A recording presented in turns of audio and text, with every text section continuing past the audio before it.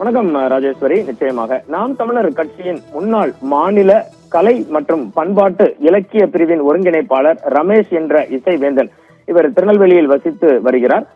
நாம் தமிழர் கட்சியின் தலைமை ஒருங்கிணைப்பாளர் சீமான் மீது இன்று திருநெல்வேலி மாநகர காவல் ஆணையர் அலுவலகத்தில் பரபரப்பு புகார் ஒன்றை அளித்துள்ளார் ராஜேஸ்வரி. தான் இயற்றி இசையமைத்த பாடல்களை நாம் தமிழர் கட்சியினர் தனது அனுமதியின்றி தொடர்ந்து பயன்படுத்தி வருவதாகவும் இதனால் கடுமையான மன உளைச்சல் தனக்கு ஏற்பட்டுள்ளதாகவும் அந்த புகாரில் தெரிவித்துள்ளார் ராஜேஸ்வரி.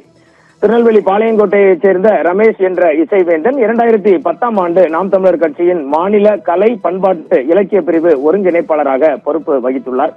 அந்த சமயத்தில் பொதுவாக பார்த்தீர்கள் என்றால் நாம் தமிழர் கட்சியின் அனைத்து கூட்டங்களிலுமே உயிர் ஆயுதம் என்ற தலைப்பில் தலைமகனே பிரபாகரனே ஆண்ட பரம்பரை இங்கு மாண்டு போவதா இது போன்ற பாடல்களை தொடர்ந்து கூட்டங்கள் ஆரம்பிக்கும் போது ஒளிபரப்புவது வழக்கம்.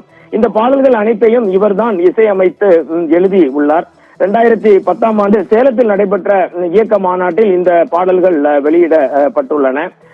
இசைவேந்தன் தனது புகாரில் என்ன தெரிவித்திருக்கிறார் என்றால், தான் பெரியாரிய கொள்கையால் ஈர்க்கப்பட்டு ஈழத்தமிழர் பிரபாகரனை மையப்படுத்தி இந்த பாடல்களை எழுதியதாகவும், ஆனால் தற்போது சீமான் சங்கி என்றால் சக நண்பன் என்று RSS இயக்க பாதையில் அரசியல் பயணத்தில் தொடங்கியுள்ளதால் தான் கட்சி பதவியில் இருந்து விலகியதாக தெரிவித்துள்ளார்.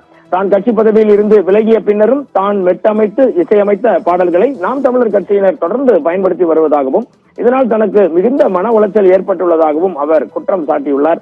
மேலும் இந்த பாடல்களுக்கான ராயல்டி எதுவும் தனக்கு வழங்கப்படவில்லை எனவும் தனது குற்றச்சாட்டில் தனது புகாரில் பதிவு செய்துள்ளார் ராஜேஸ்வரி. இதை பல முறை பல கூட்டங்களில் தனது பாடல்தான் அது என்று சீமான் குறிப்பிட்டு இருப்பதாகவும் அந்த ஆதாரங்கள் அனைத்தையும் திருநெல்வேலி காவல் ஆணையர் சந்தோஷ் ஹதிமணியிடம் சமர்ப்பித்துள்ளதாகவும் இசைவேந்தன் தெரிவித்துள்ளார்.